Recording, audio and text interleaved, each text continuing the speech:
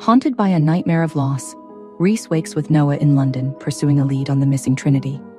Their search takes them to a familiar, foreboding forest from his dream, where they find Trinity's necklace and unsettling warlock sigils. Then, Noah vanishes, mirroring the nightmare. A strange girl appears, revealing Reece's unnatural connection to their world and hinting at a coming choice before disappearing. Alone in the eerie ruins, Reece clutches Trinity's necklace, facing an unknown fate. Can Reece rescue Trinity and Noah from this nightmare come to life? What is the choice that awaits him in this warped reality? Reece stared at the arrivals board, his heart thudding in his chest. Just moments ago, he'd been standing in the middle of a forest, covered in blood and soot, fighting off warlocks with Noah, Juniper, and Vincent beside him. Trinity had been in chains, screaming, reaching for him. Then, nothing. He blinked and opened his eyes to the dull, sterile hum of the airport terminal. His palms were sweaty, the taste of adrenaline still in his mouth. People moved around him as if nothing was wrong. No war, no shadows chasing them, just reality. "Noah," a voice said behind him. Reece turned so fast it made his head spin. There he was, Noah, real, whole, wearing a denim jacket and holding 2 coffees. "You okay? You looked like you'd seen a ghost." Reece didn't know how to respond. He stared at Noah's face, then to the steaming cup he was offering. I must have dozed off. "For 3 hours, Noah said with a small laugh. "Your flight's about to board. You sure you're good?" Reece didn't answer. The dreams, no visions, had felt real, too real. His muscles still ached from phantom pain. And Trinity, her voice still echoed in his skull. As they walked toward the gate, Reece couldn't shake the feeling that his dreams were trying to tell him something. A warning, a glimpse, or a memory yet to happen. And in his chest, the bond to Trinity pulled taut like a thread on fire.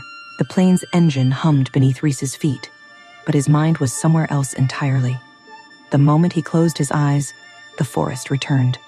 Juniper's scream, Vincent's body slumping, the sickening laughter of Caleb. He snapped his eyes open, his breath shallow. Noah leaned over. "Are you having the dream again?"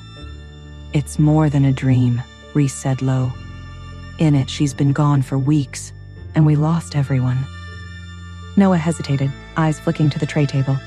"You've barely slept since Trinity vanished. You need rest, man." Reece looked out the window. "In the dream, you and Vincent kept saying something about a threshold, that I had to cross it to find her." Noah frowned. "Threshold?" Reece nodded. "And every time I get close, the world resets. I lose her again." Noah didn't respond for a long moment. Then he said quietly, "Maybe we're closer than we think." Reece closed his eyes again, and in his mind, Caleb appeared, smiling, whispering, "You'll never find her, Alpha. She's ours now. And this world? This is only one of many."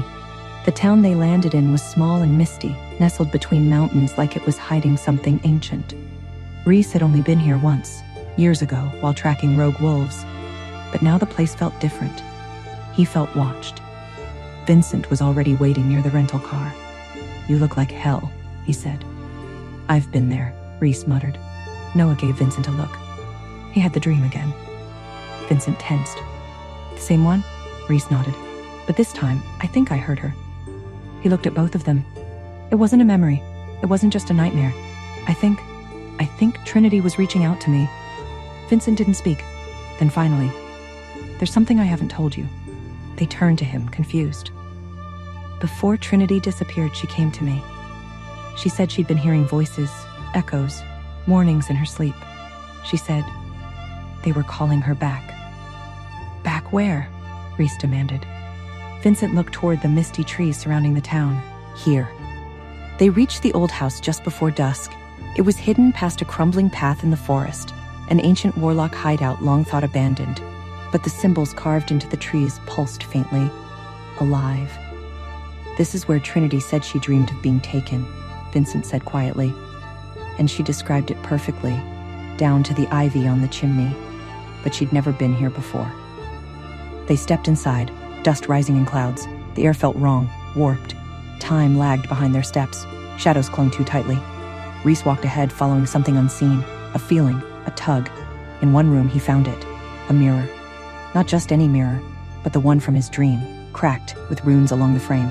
He touched it, and it shimmered, and for a brief moment he saw Trinity, not chained, not crying, but standing in a desert of stars, her hand pressed to the other side of the glass. Then she vanished. Behind him, Vincent screamed. Reece spun, running toward the sound. Vincent was on the floor, eyes wide, convulsing. "Noah!" Reece shouted. They managed to stabilize him, but Vincent was unresponsive, his eyes glazed like he was seeing another world. "He touched the wall," Noah said breathlessly. "The one beside the mirror." Reece looked up. The symbols were changing, rewriting themselves. "Whatever this place is," he said, "it's not just a hideout, it's a conduit." Noah looked at Reece. "You said this was all a dream, right? That we weren't really there?" Reece swallowed hard. What if the dream was a memory of something we've forgotten? They stood in silence, the mirror humming beside them. And far, far away, across space, across plains, across veils, Trinity stood in a realm of silence, watching them through the glass. Unable to scream, unable to reach. But she whispered anyway. "Reece, find me." Reece stared at the humming mirror. Trinity's spectral image burned into his mind. Vincent lay still, lost in whatever nightmare the wall had shown him. Noah's face was a mask of fear and dawning comprehension.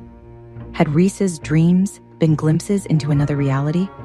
A battle they had already fought and lost?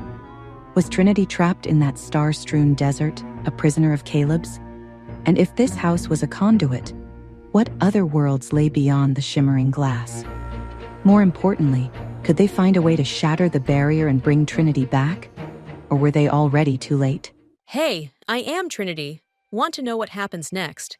Then click the link in the description below and download the Pocket FM app and listen to the exciting episodes of Chosen by Fate, Rejected by the Alpha,